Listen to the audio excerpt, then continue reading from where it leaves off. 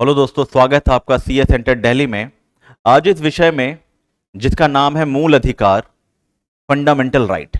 हमने पिछले सीरीज में जाना था कि मूल अधिकार का इतिहास क्या है, कैसे इस मूल अधिकार की उत्पत्ति 1215 से मैग्ना कार्टा से लेकर के 1689 के बिल ऑफ राइट्स और 1948 के यूडीएचआर तक में हमने देखा था। उसकी अगली पहलू में हमने जाना था राज्य की परिभाषा, अनुच्छेद 12 और अनुच्छेद 13 जो न्यायिक पुनर्विलोकन की चर्चा करता है। अब जो हमारा इस वीडियो का अगला सीरीज है जो ये कहता है समानता का अधिकार। समानता का अधिकार,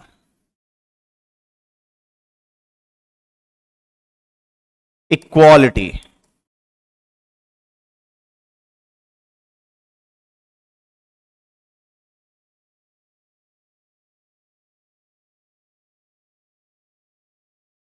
समानता का अधिकार, राइट टू इक्वालिटी।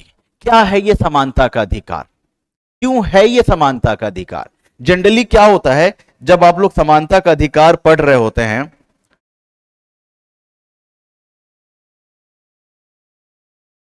समानता का अधिकार आप पढ़ रहे होते हैं तो आप सीधा बोलते हैं कि भैया देखो ऐसा है, 14 से 18 जो आर्टिकल है ना, 14 से जो 18 आर्टिकल है यह समानता के अधिकार की बात करता है। लेकिन क्या आपने उन पहलुओं को जानने की कोशिश करी कि समानता का अधिकार क्यों दिया गया है, किस आधार पर दिया गया है? अगर मैं इसको और आपको समझाने की कोशिश करूं,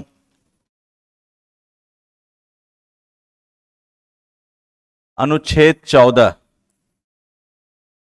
अनुच्छेद 14, अनुच्छेद 15, अनुच्छेद 16, अनुच्छेद 17, अनुच्छेद 18। अगर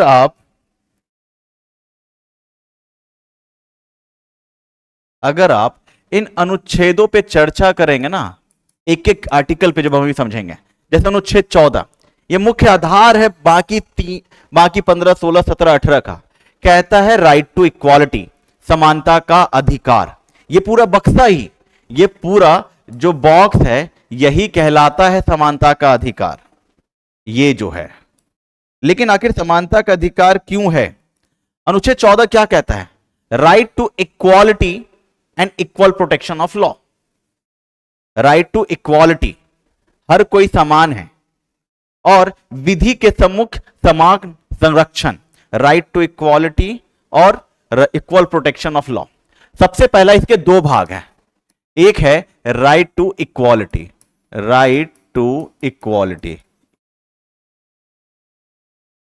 and equal protection of law. ये दो समूह हैं। कुल मिलाकर हम कहते तो इसे है समानता का अधिकार, परंतु इसके दो तत्व हैं, एक right to equality and equal protection of law. ऊपर वाला जो प्रावधान है वो लिया गया है ब्रिटिश कॉन्स्टिट्यूशन से, यह सवाल प्रीलिम्स में पूछा जाता है। और नीचे वाला जो है इक्वल प्रोटेक्शन ऑफ लॉ, विधि के सम्मुख समान संरक्षण, तो इसे लिया गया है यूएस कॉन्स्टिट्यूशन से, अमेरिकी संविधान से। तो क्या है ये राइट टू इक्वालिटी? कानून कहता है हर कोई समान है कानून की दृष्टि से, everyone is equal in the eyes of law. कानून के आगे सब बराबर है।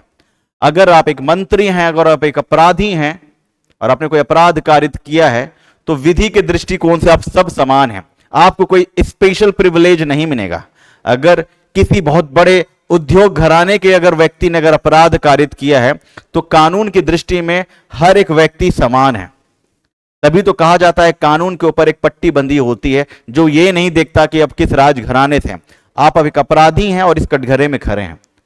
कहा जाता है हर एक व्यक्ति कानून के दृष्टि से समान है, इसीलिए कहा जाता है समानता का अधिकार।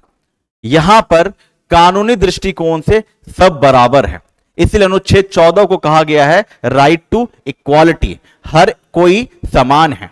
उसी तरीके से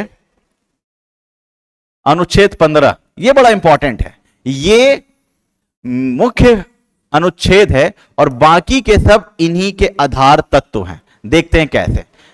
अनुच्छेद 15 कहता है कि आप race, religion, caste, sex, place of birth, race यानी रंग रूप गोरा काला, रिलीजन यानी धर्म, कास्ट ब्राह्मण क्षत्रिय वैश्य शूद्र, सेक्स महिला हैं या पुरुष हैं, और जन्म स्थान आप यूपी से हैं, बिहार से हैं, झारखंड से, जिस भी स्टेट से हैं, कानून कभी भी आपसे इनके आधार पर डिस्क्रिमिनेशन नहीं करेगा, कभी नहीं करेगा।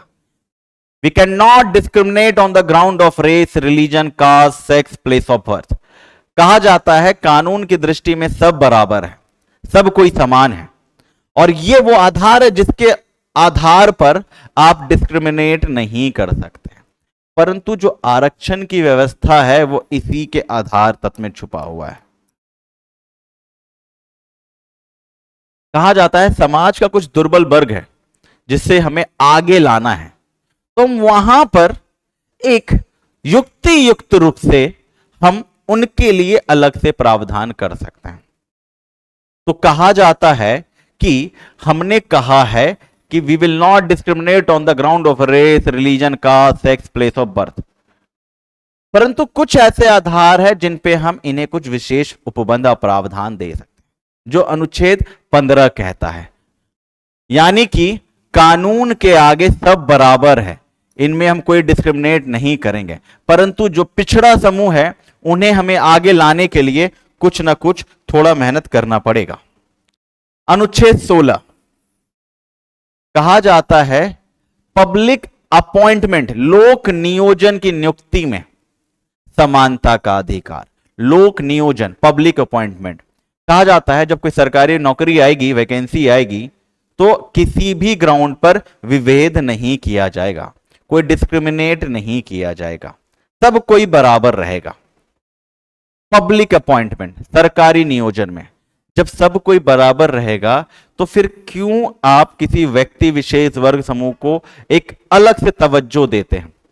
तो कहा जाता है कि ये जो बीच की खाई तैयार हो गई है, जो प्राचीन काल से ही देखा जा रहा, किसी के पास धन संपदा इतनी अधिक है और किसी के पास लेश मात्र भी कुछ नहीं है, इन दोनों के बीच की दूरी को कम करने के लिए हम कुछ ऐसी व्यवस्था करेंगे ताकि पब्लिक अपॉइंटमेंट, लोक नियोजन में इन्हें थोड़ा तवज्जो मिल सके, इनकी थोड़ी बढ़ोतरी हो सके, जिसे हम आम बोलचाल में आरक्षण कहते हैं।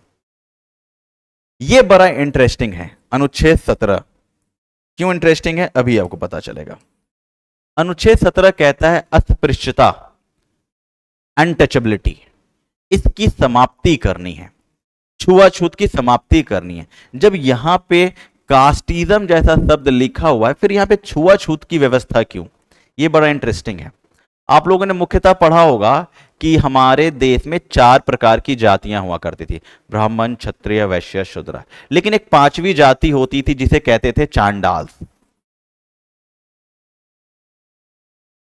चांडाल ये वो जाति होती थी जो समाज से बाहर होती थी। क्यों? क्योंकि शूद्र समाज के अंदर रहते थे, उनके समाज के कार्य में उनकी उपयोगिता थी, लेकिन चांडाल्स कहाँ रहते थे? कब्रिस्तान के पास, शमशान घाट के पास। और जब ये कभी समाज के बीच में, उस समूह के बीच में आते थे, तो अपने शरीर के ऊपर एक टीने जैसी किसी वस्तु को टांग कर बजाते हुए आते थे, ताकि उनकी परछाई भी किसी व्यक्ति के ऊपर टच ना कर सके, उसको स्पर्श ना कर सके। अगर वो इसको स्पर्श कर लेता है, उसकी परछाई, अगर मैं यहाँ खड़ा हूं, मेरी परछाई बन रही हुई और मेरी परछाई किसी व्यक्ति विशेष को टच कर गई, तो वो अछूत समझा जाएगा। और अनुच्छेद 17 क्या कहता है? अस्पृश्यता, छुआछूत को समाप्त करना।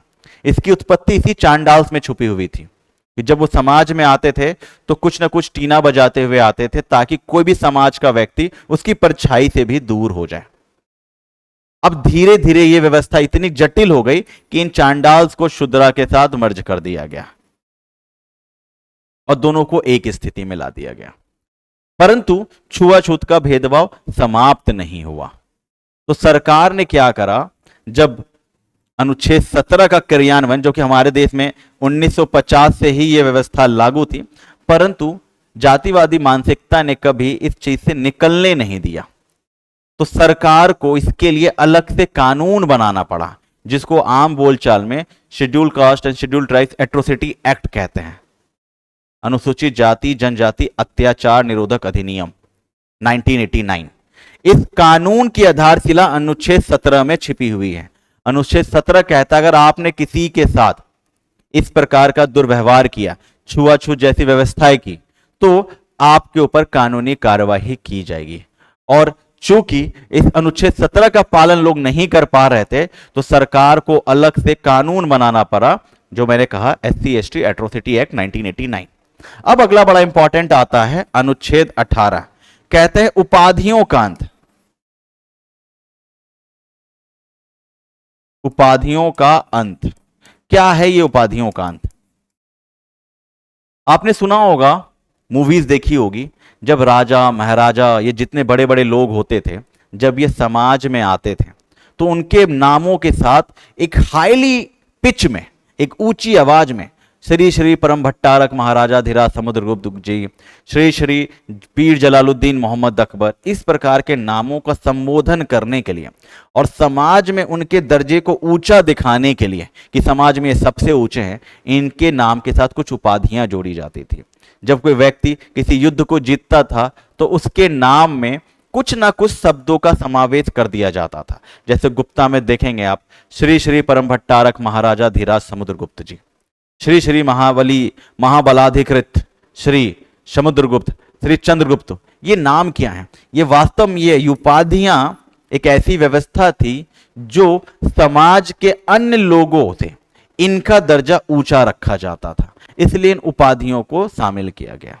अब क्या हुआ, भारत सरकार ने पहले कहा कि हम ऐसे किसी उपाधियों का ग्रहण नहीं करने देंगे। तो ये जो भारत रत्न, ये जो पद्मश्री, ये जो नामांकन जो मिलते हैं, तो क्या ये भी उपाधियों के समान है? बिल्कुल। ये प्रकार, अगर सचिन तेंदुलकर भारत रत्न है, तो वो अपने नाम के आगे भारत रत्न सचिन तेंदुलकर नहीं लिखते हैं, वो सिर्फ सचिन तेंदुलकर लिखते हैं। जिस व्यक्ति को पद्म विभूषण मिला हो, तो वो सिर्फ लिखते हैं XYZ नाम, ना कि श्री श्री परम पद्म विभूषण प्राप्तिकर्ता XYZ।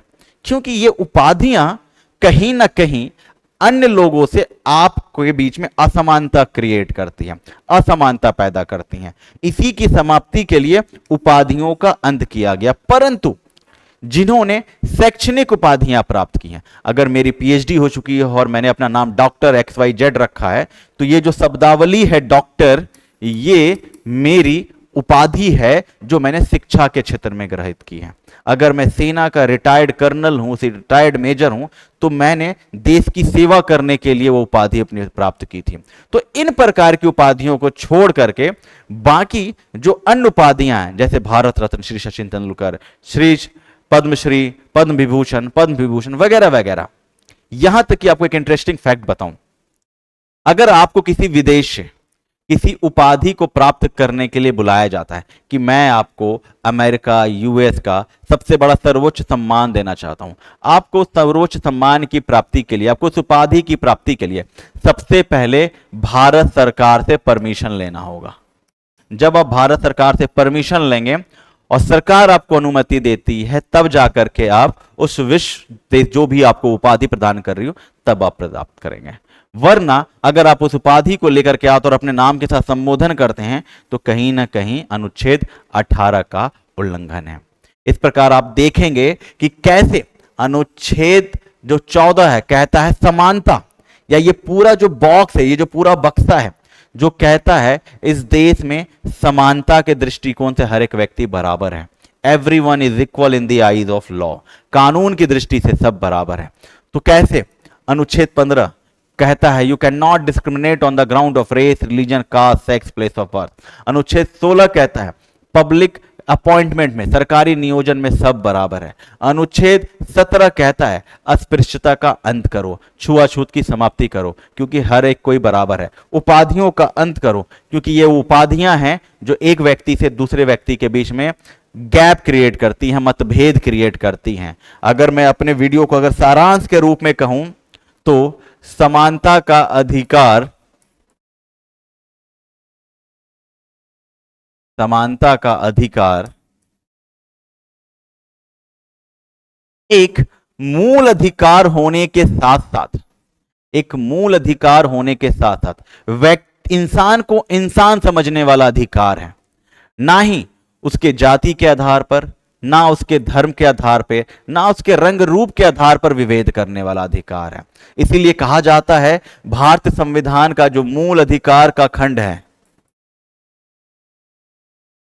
वो वास्तव में सिर्फ देश के विकास नहीं, व्यक्ति के व्यक्तित्व के विकास के लिए बहुत जरूरी है। और यह समानता का अधिकार उन अधिकारों की सूची में पहली सीढ़ी है। और अगला वीडियो जो होगा वो होगा आपके स्वतंत्रता के अधिकार को लेकर के।